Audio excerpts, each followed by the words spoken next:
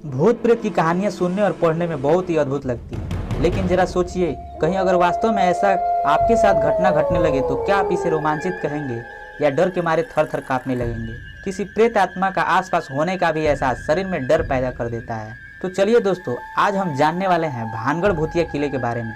भानगढ़ का किला भारत के सबसे भूतिया स्थान के नाम से जाना जाता है। ये राजस्थान के अलवर जिले की अरावली पर्वतमाला में सिरिस्का अभ्यारण्य की सीमा पर स्थित है और यह किला तभी शायद सबसे बड़ा अनसुलझा रहस्य बना हुआ है। भानगढ़ किला भारत के राजस्थान में स्थित 17वीं शताब्दी में निर्मित एक किला है, जिसका निर्माण सन 1573 में हुआ था, जिसे मान सिंह ने अपने छोटे भाई माधो सिंह के लिए बनवाया था। इस किला की सीमा के बाहर एक गोला गांव बसा हुआ है, जिसमें लगभग 200 घर और जनसंख्या 1300 है, जो देखने के बाद बेहद ही भयानक दिखता है। इस किले की बनावट से ज्यादा इसके भूतिया किस्सों की वजह से ज्यादा चर्चा में रहता है। भानगढ़ किले में कई प्रमुख स्थल हैं, लेकिन उनमें मंदिर सबसे प्रमुख है।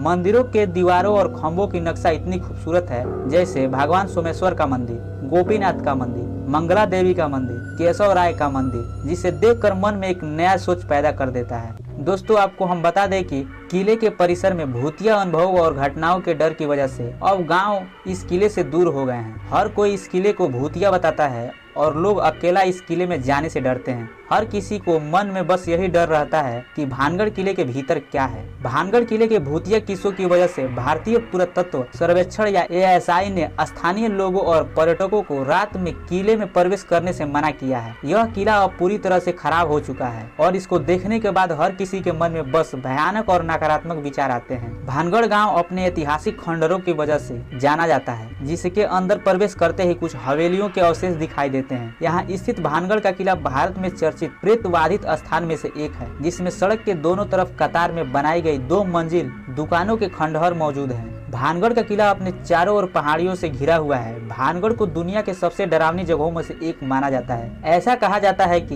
यहाँ आज भी भूत रहते हैं। सूर्य उदय होने से पहले और सूर्यास्त के बाद किसी को भानगढ़ किले में रुकने की इजाजत नहीं है। और भानगढ़ किले के इतिहास के बारे में बात करें तो इससे 2 अलग अलग कहानियां सामने निकल कर आती हैं, जिसकी वजह से भानगढ़ किले को इतना डरावना बताया जाता है। इस आर्टिकल में हम आपको भानगढ़ किले के 2 भूतिया कहानी के बारे में बताने जा रहे हैं। कहानी नंबर 1, भानगढ़ के किले को लेकर एक प्रचलित कहानी है कि माधो सिंह नाम के एक राजा ने वहाँ रहने वाले बालानाथ नाम के एक तपस्वी से खास अनुमति लेकर भानगढ़ किले का निर्माण किया। वो तपस्वी इस किले के निर्माण के लिए एक शर्त पर सहमत हुए कि इस किले की छाया तपस्वी के घर पर नहीं पड़ना चाहिए, लेकिन जो किस्मत में लिखा था वो होना ही था। माधो सिंह के महत्वाकांक्षी उत्तराधिकारियों में से एक ने किले को ज्यादा ऊपर बढ़ा दिया, जिससे किले की अशुभ छाया तपस्वी के घर पहुंच गई। इसके बाद साधु ने किले को श्राप दिया, जिसके बाद भानगढ़ किला पूरी तरह से बर्बाद हो गया और भूतिया किला बन गया। कहानी नंबर 2, भानगढ़ किले के बारे में जो दूसरी कहानी बताई जाती है वो बहुत ही अजीब है। बता दें कि भानगढ़ किले के पीछे एक दूसरी कहानी यह है कि यह किला एक तांत्रिक के श्राप की वजह से पूरी तरह बर्बाद हो गया और भूतिया बन गया। चलिए अब आपको इसकी पूरी कहानी बताते हैं। दोस्तों, बताया जाता है कि